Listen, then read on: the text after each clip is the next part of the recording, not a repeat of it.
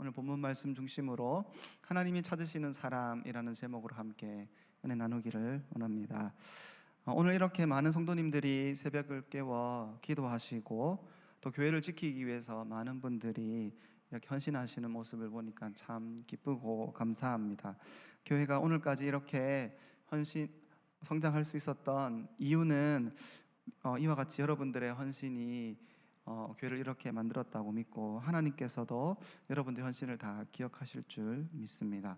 그런데 이렇게 교회를 위해 헌신하다가도 우리의 마음이 넘어질 때가 있는데 그때는 이런 때인 것 같습니다. 하나님께서 나를 존귀하게 사용하시지 않는 것 같은 그런 느낌을 받을 때, 그런 일들이 있을 때 우리는 마음이 넘어집니다. 내가 최선을 다해서 교회를 섬기고 또 주님께 충성한 것 같은데 하나님이 날 알아주시지 않는 것 같고 교회도 나를 알아주지 않는 것 같은 마음이 들 때, 그럴 때 우리의 마음은 서운해지고 또 어떤 분들은 낙심하고 또 교회를 떠나는 모습을 보일 때도 있습니다.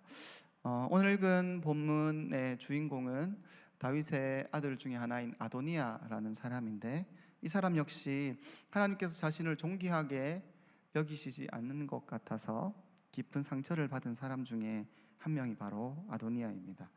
아도니아는 다윗의 네 번째 아들로 알려져 있습니다. 그는 왕이 될 만한 충분한 자격을 갖춘 사람처럼 성경에 기록하고 있는데, 하나님은 아도니아를 왕으로 세우지 않고 다윗을 이어 우리가 잘 알듯이 솔로몬을 왕으로 세우신 것입니다. 이렇게 하나님과 또한 사람으로부터 인정받지 못했던 아도니아는 자기가 스스로 왕이 되려고 여러 번 시도를 하다가 결국은 비참한 죽음을 맞이하는 것이 오늘 본문에 등장하는 것이죠. 열왕기상 1장 1절을 시작하면서 열왕기상은 다윗 왕이 늙었다라는 말로 시작합니다. 민족의 영웅이었던 다윗이 이제 늙었다는 말은 새로운 왕이 등장해야 한다는 것을 의미하죠. 다윗 왕은 많이 늙고 기력이 쇠하고 몸이 점점 차가워지기 시작하였습니다.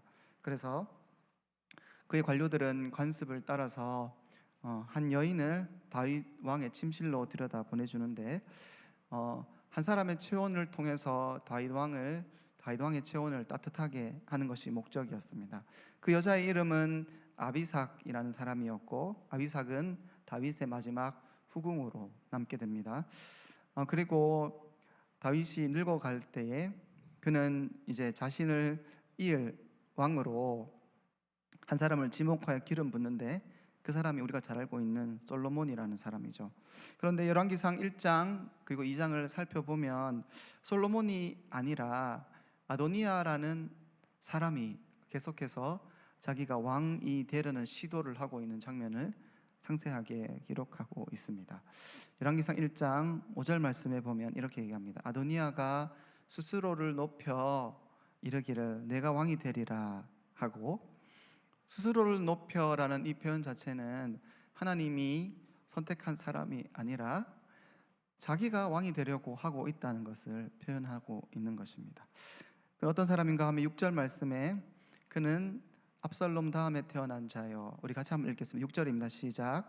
그는 압살롬 다음에 태어난 자요 용모가 심히 준수한 자라. 그의 아버지가 내가 어찌하여 그리 하였냐고 하는 말로 한 번도 그를 섭섭하게 한 일이 없었더라. 아도니아가 어떤 사람인지 설명해 주는데, 그는 왕이 되기에 어쩌면 솔로몬보다 더 좋은 자격을 갖춘 사람처럼 보입니다. 그는 압살롬 다음에 태어난 자요, 다윗을 이어 왕이 되기 위해서 정치적인 서열 1위는 압살롬이라는 사람이었습니다. 근데 그는 아버지를 공격하다가 죽임을 당하고 그의 인생이 끝나버립니다. 그렇다면 자연스럽게 아도니아는 다윗을 이어 왕이 될 사람처럼 여겨졌다는 것이죠. 6절에 그의 용모가 준수하다라는 표현은 단순히 그의 얼굴이 잘생겼다는 정도만을 의미하는 것이 아닐 것입니다. 그 용모가 준수하다는 표현은 하나님께서 다윗 왕에게 기름 부을 때 사무엘에게 하셨던 말씀을 떠올리게 합니다. 사람은 외모를 보거니와 사람은 용모를 보거니와 나 여호와는 중심을 보느니라 라고 말씀하시며, 다윗의 모든 형제를 제외하고 하나님은 다윗에게 기름을 부으셨던 장면을 떠올리게 하는 표현이 바로 용모라는 것이죠. 아도니아 역시 그의 용모가 준수했다라고 표현하는데, 그는 얼굴만 잘생겼을 뿐만 아니라 왕이 될 만한 모든 자격을 갖춘 사람처럼 보여지는 것입니다. 또한 6절 말씀 보면 내가 어찌하여 그리하였느냐라는 말로 한 번도 그를 섭섭하게 한 일이 없었다. 아버지가 그에게 책망하지 않았다는 것입니다. 아도니아는 왕족으로 태어났고 민족의 영웅인 다윗 왕의 아들로 살아왔습니다. 그는 일찌감치 금수저로 태어나 모든 것을 가진 사람이었고 외모도 준수해서 어릴 때부터 모든 사람들이 다윗 왕을 이어 아도니아 당신이 왕이 될 것이다 라는 말을 했던 것이죠. 한 번도 아버지에게 책망받은 적이 없고, 그렇기 때문에 그 누구도 아도니아에게 부정적인 말을 했던 사람이 없었을 것입니다. 그러므로 아도니아는 자연스럽게 자기가 왕이 될 것이고 그의 인생이 활짝 꽃필 것처럼 예상했었을 텐데, 그의 인생에 청천벽력 같은 소식이 들려옵니다. 하나님은 다윗의 뒤를 이어 왕으로 세울 사람이 아도니아가 아니라 솔로몬이라고 지명하시는 것이죠. 이야기는 어디에 등장하는가 하면, 하나님께서 다윗이 성전 건축을 시도할 때 하나님께서 다윗이 아니라 솔로몬이 성전 건축을 할 것이라는 말씀을 해주시는 것이죠. 역대상 22장 8절 9절 말씀 보면 하나님께서 다윗에게 이렇게 말합니다. 내가 내 앞에 땅에 피를 많이 흘렸은즉 내 이름을 위하여 성전 건축을 못하리라. 너는 피를 많이 흘렸기 때문에 너는 성전 건축을 못하는데, 9절 보라 한 아들을 내게 주셨으니 라고 말하고 그의 이름을 솔로몬이라 하니 이는 내가 그의 생전에 평안과 안일함을 이스라엘에게 줄 것임이라. 성전 건축을 다윗이 아닌 솔로몬이 할 것인데, 그 사람은, 그 한 아들은 이스라엘 백성들에게 평안과 안일함을 줄 것이다 라고 말하며 다윗을 이을 후계자를 솔로몬이라고 지목해 버리신 것이죠. 역대상 22장 17절에 그것을 다윗에게만 말씀하신 것이 아니라 다윗이 또 모든 이스라엘 방백에 명령하여 그의 아들 솔로몬을 도우라 하여 이르되 라고 말하는 것처럼, 다윗도 모든 백성들 앞에서 솔로몬이 자신의 뒤를 이을 후계자라고 지목하여 이미 설명을 한 것입니다. 그런데 이 이야기를 들은 아도니아의 마음이 어떠했겠습니까? 아도니아는 이 이야기를 듣는 순간 그의 꿈은 완전히 무너지는 청천벽력 같은 소식을 듣게 된 것입니다. 자신과 모든 사람들이 생각하기를 이스라엘의 왕은 아도니아라고 생각했는데 하나님이 자신을 버리고 솔로몬을 선택했다는 것이죠. 그렇다면 저는 이 사건을 보면서 하나님이 왜 아도니아가 아니라 솔로몬을 선택했는가라는 것이 궁금했습니다. 외모도 준수하고 모든 사람들이 아도니아를 원하는데 하나님은 왜 아도니아가 아닌 솔로몬을 선택했는가, 그것이 많이 궁금했습니다. 그런데 성경은 계속해서 하나님이 세우시는 사람에 있어서 동일한 기준을 제시하는 것이죠. 그것은 무엇인가 하면 외모가 아니라 중심이라는 것입니다. 세상의 기준에서 아도니아가 왕이 될 만한 충분한 자질이 있는 것처럼 보이지만 하나님의 눈에, 하나님의 기준에는 솔로몬이 더 적합하다는 것이죠. 그렇다면 솔로몬의 어떤 면이 그 하나님이 솔로몬을 세우게 하셨는가, 솔로몬의 중심이 어떠했는가, 성경의 몇 구절을 살펴보기를 원합니다. 열왕기상 3장 3절에 이렇게 말씀하십니다. 함께 읽겠습니다. 시작. 솔로몬이 여호와를 사랑하고 그의 아버지 다윗의 법도를 행하였으나 산당에서 제사하며 분향하더라. 그의 마음이 여호와를 사랑하고 그의 아버지의 법도를 행하였으나, 산당에서 제사하며 분향하였다라는 표현이 있지만 그 바로 앞구절에 어떻게 표현하냐면, 아직은 성전 건축이 되지 않았기 때문에 어쩔 수 없이 산당에서 제사했다는 표현이 나옵니다. 중요한 것은 솔로몬의 마음, 여호와는 중심을 보시는데 그의 중심이 어떠했나 하면 여호와를 사랑하고 그 아버지의 다윗의 법도를 따라 행하였다. 솔로몬의 중심이 그의 속사람이 하나님을 뜨겁게 사랑하고 있었고 하나님의 법에 신실하며 그 법을 따라 살아왔다는 것입니다. 또한 그의 중심을 설명해 주는 것들이 몇 가지 있는데, 우리가 잘 아는 하나님이 그의 꿈에 나타나셔서 하셨던 대화가 있는 것이죠. 열왕기상 3장 7절에서 9절 말씀 보면 하나님이 그에게 나타나셔서 꿈에 너에게 무엇을 줄까 이렇게 물어봤을 때 7절 그는 이렇게 표현합니다. 종은 작은 아이라. 8절 그들은 큰 백성이라 수요가 많아서 셀 수 없고 내가 섬겨야 할 백성들이 너무 많다는 것이죠. 9절 누가 주의 이 많은 백성을 재판할 수 있사오리까? 듣는 마음을 종에 주사 주의 백성을 재판해 선악을 분별하게 하소서. 종은 작은 아이라. 하나님, 저는 너무 작은 사람이라서 이 왕이라는 이 부르심을 감당할 수가 없는데, 그런데 내게 맡겨주신 사람들이 너무 많습니다. 이 많은 사람들을 제가 다 섬기고 올바로 다스릴 수 없어. 그들의 억울함을 내가 다 해결해 줄 수 없는데 듣는 마음을 주시고 지혜를 주옵소서 라고 하나님 앞에 이렇게 기도하는 모습을 보이는 것이죠. 이 모습을 보고 하나님이 감동하십니다. 그래서 네가 부귀도 영광도 원수의 생명도 구하지 않고 내게 지혜를 구하였기 때문에 나는 너에게 총명만 줄 뿐 아니라 영광과 부귀도 함께 주겠다, 이렇게 약속을 하시는 것이죠. 우리가 잘 아는 내용인데, 저는 이 솔로몬의 모습을 보면서 그가 정말 자신의 영광과 부귀를 위해 살아갔던 사람이 아니라 하나님이 자신에게 맡겨주신 그 사명에 충성되어져 있는 사람이라는 것을 깨달았습니다. 사랑하는 성도 여러분, 솔로몬이 선택된 이유가 무엇입니까? 종은 작은 아이라. 이 표현 안에 그의 겸손함이 그대로 다 보여집니다. 작은 아이라고 표현한 그 자체는 자기가 이 영광스러운 부르심을 감당할 수 없다는 표현을 하고 있는 것이죠. 그런데 반대로 아도니아는 스스로 왕이 되려고 하고 있는 모습과 너무 비교됩니다. 또 하나님께서 솔로몬을 선택하신 이유가 무엇입니까? 그가 자신의 부귀와 영광을 위해 살아가는 사람이 아니라 하나님의 영광을 위하여 그의 인생을 드렸기 때문입니다. 솔로몬은 하나님이 무엇을 줄까라는 그 질문 앞에 부귀와 영광을 구하지 않았습니다. 부귀와 영광은 그의 관심도 아니었고 그의 비전도 아니었습니다. 그의 유일한 비전은 무엇인가 하면 하나님께서 자기에게 맡겨주신 이 사명, 이 자기 백성들을 어떻게 섬길지, 내가 어떻게 이 사명 감당할지가 그의 유일한 관심이었습니다. 나의 연약함 때문에 하나님이 내게 맡겨주신 이 백성들이 혹시나 고통당하지 않을까 걱정하는 마음으로 하나님께 기도하고 요청하고 있는 것입니다.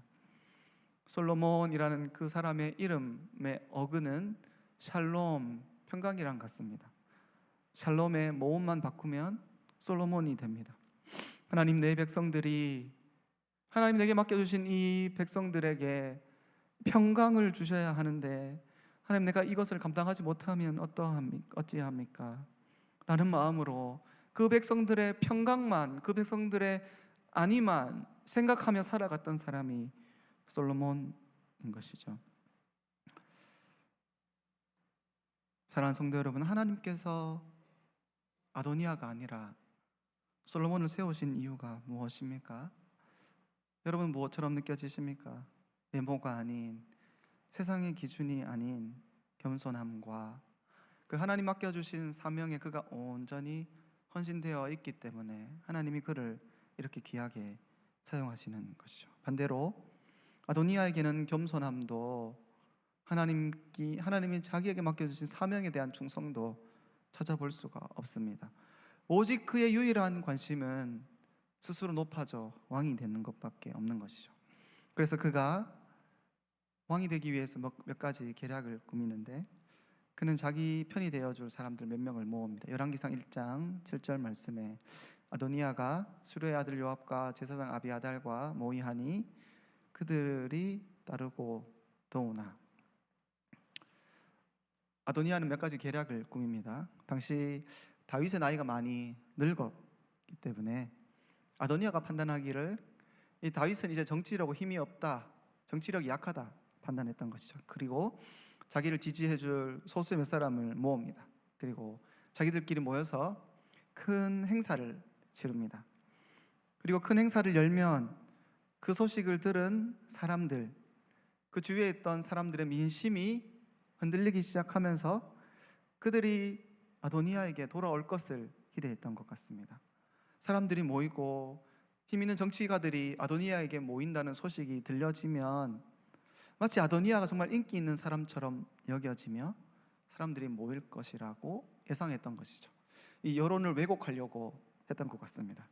그런데 아도니아가 스스로 왕이 되려고 했다는 시도를 듣게 된 다윗은 결단을 하는데 공식적으로 솔로몬을 왕으로 임명해 버리는 것이죠. 열왕기상 1장 39절에 왕은 사독에게 명하여 가서 뿔을 가져다가 솔로몬에게 기름을 붓고 그를 공식적으로 왕으로 임명합니다. 그리고 모든 백성들이 솔로몬에게 만세수를 하옵소서 하였는데 40절 말씀에 모든 백성이 그를 따라와 올라와서 피를 불며 크게 즐거워함으로 땅이 그들의 소리로 말미암아 갈라지듯 하니. 아도니아는 자기를 따른 사람이 있을 것이라고 기도했는데 다윗이 솔로몬을 왕으로 딱 세우자마자 온 백성들이 이 솔로몬 때문에 환호하고 큰 소리를 외치고 기뻐하니 땅이 마치 지진 나듯이 갈라지는 듯 하다라는 표현처럼 온 세상에 솔로몬이 왕이 세워진 것을 기뻐하는 것입니다. 그 순간 아도니아가 깨닫은 것이죠. 자기의 생명이 위험하다. 그리하여 열왕기상 1장 50절에 보면 아도니아도 솔로몬을 두려워하여 가서 제단의 뿔을 잡으니 아도니아가 깨닫는 것입니다. 자기가 소수의 사람들을 모아서 다윗 왕과 솔로몬에게 도전하여 쿠데타를 일으킨 것을 깨닫고 이 민심을 보았을 때 자기의 생명이 위험하다고 판단하고 성전에 있는 제단을 뿔을 잡습니다. 이 제단의 뿔은 죄인들이 피할 장소라고 여겨졌는데 그는 자기가 죽음을 두려워하였기 때문에 제단에 뿔을 잡고 숨은 것이죠. 결국 솔로몬은 이 아도니아를 용서하고 집으로 돌려보냅니다.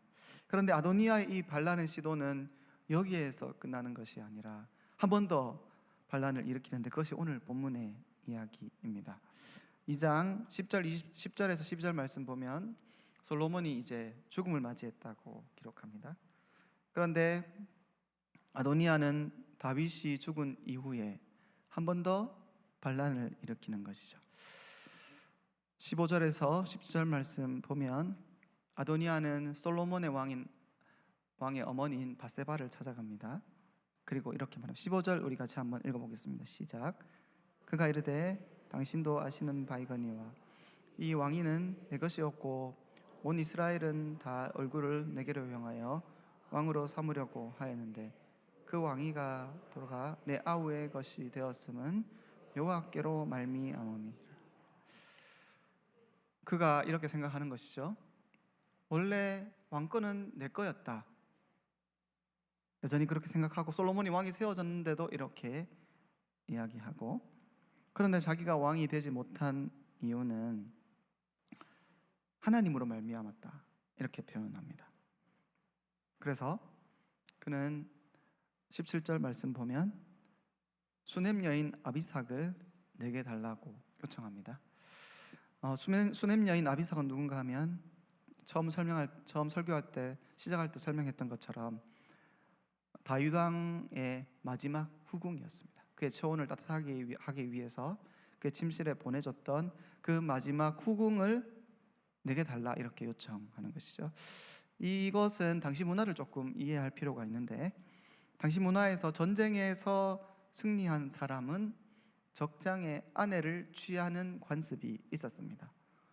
이것은 무엇을 의미하냐면 내가 승리하였다라는 것을 사람들에게 보여주는 세레모니와 같은 것이죠. 다윗의 아들 압살롬이 있었는데 그 사람도 이와 비슷한 일을 하였습니다. 아버지 다윗을 몰아내고 그는 궁궐에 들어가서 옥상에서 백주 대낮에 아버지의 후궁 10명을 겁탈합니다. 왜 이런 행동을 했나 하면 당시 문화에서 적군의 아내를 취한다는 것은 자기가 승리했다는 것을 나타내 보이는 것이었기 때문이죠. 이 예루살렘 궁궐의 주인은 더 이상 다윗이 아니라 압살롬 자신이라는 것을 사람들에게 보여주고 싶었던 것입니다. 오늘 본문에서 아도니아가 아버지의 마지막 후궁인 아비삭을 달라고 요청하는 것 역시 그는 지금 패배했다는 것을 끝까지 인정하지 못한다는 것입니다. 왕이 되고 싶어하는 그 권력에 대한 욕망을 버리지 못하고 끊임없이 도전하고 노력하는 것이죠. 그런데 결국은 어떠합니까? 아버지의 후궁을 취했다는 그 소식을 사람들에게 알려주고 싶어서, 사실은 아버지의 선택받은 사람이 내가 아니라 솔로몬이 아니라 나라는 사실을 사람들에게 말하고 싶어서, 봐, 아버지의 후궁이 나에게 있지 않느냐, 이 말을 하고 싶어서 계략을 꾸미다가 솔로몬은 결국 아도니아를 죽이게 됩니다. 열왕기상 2장 15절에 브나야라는 장군을 보내어서 아도니아를 쳐서 죽게 되는 것이죠. 솔로몬은 이미 한번 그를 용서해주고 집으로 돌려보내었었는데 끝까지 왕권에 대한, 권력에 대한 욕심을 버리지 못했던, 욕심에 사로잡혔던 그 아도니아는 아주 비참한 죽음을 맞이하며 인생을 마무리하는 것입니다. 사랑하는 성도 여러분, 한번 생각해 보면 좋겠습니다. 아도니아가 부족한 것이 무엇이 있었습니까?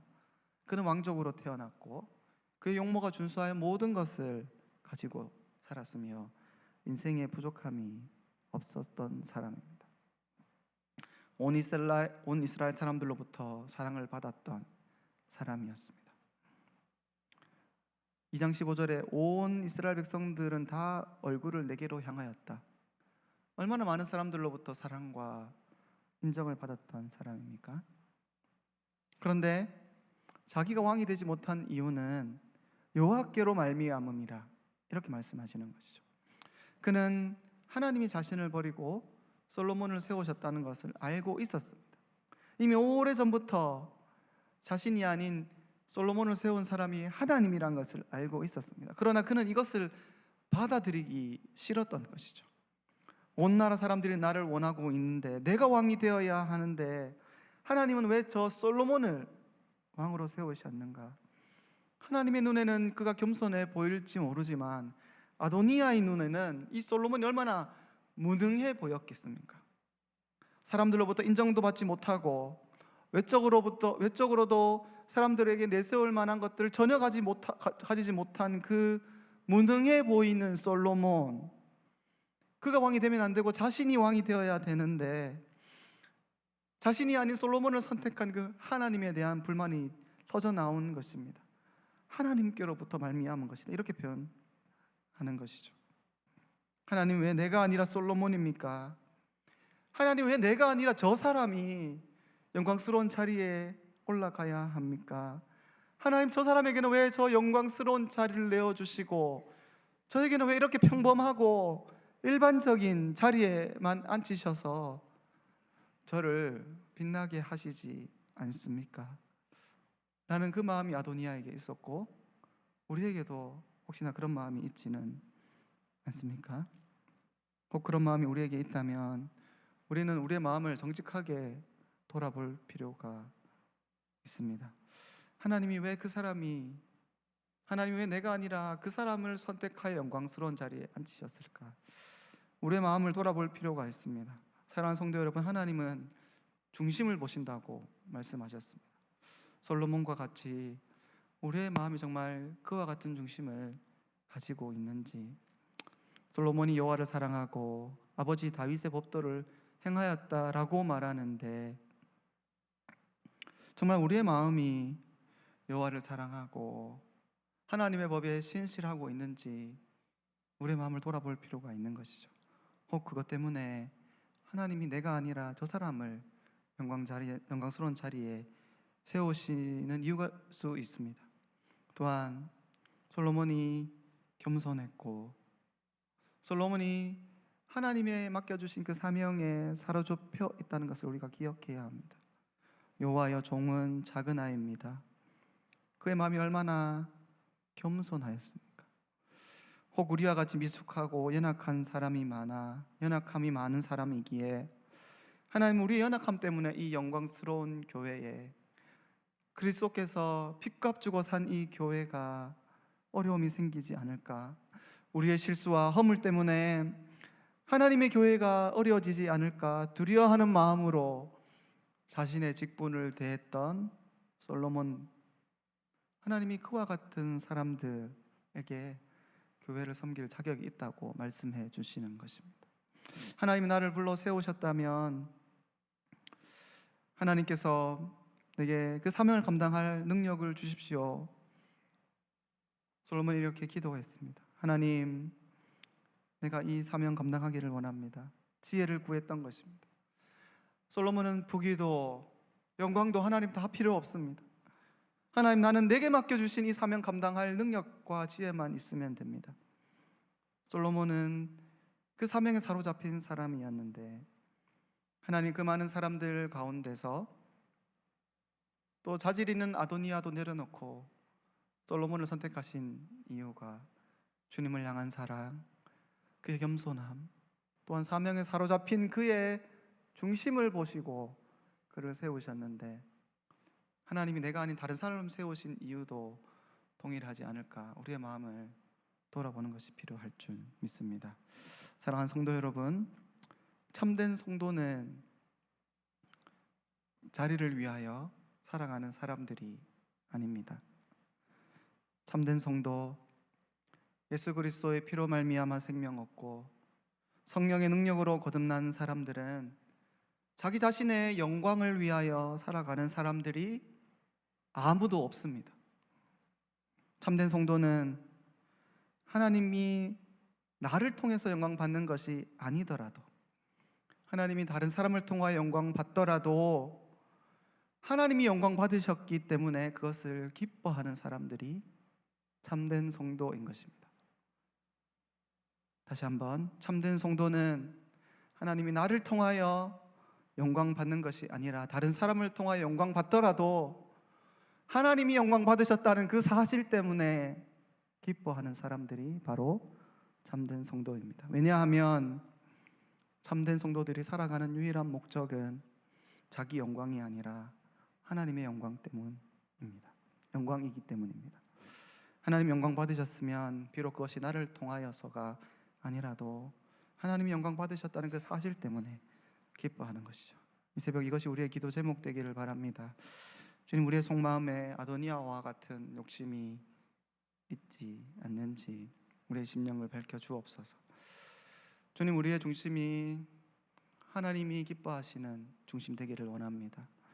하나님을 사랑하고 작은 아이라 고백했던 것처럼 겸손하며 부귀와 영광도 주님 다 필요 없고 주님 맡겨준 사명 감당할 수 있는 지혜와 능력을 주옵소서. 주님 영광 받으시면 저는 그것으로 기뻐합니다. 이것이 우리의 기도 제목 되기를 바라며 이제 이 기도 제목 두고 함께 기도하는 이 새벽 우리 모든 성도님들 되기를 간절히 바랍니다. 우리 찬양하고 우리 같이 함께 기도하면 좋겠습니다. 주님 큰 영광 받으소서. 주님 큰 영광 받으소서. 함께 찬양합시다. 주님 큰 영광 받으소서. 홀로 찬양 받으소서. 모든 이름 위에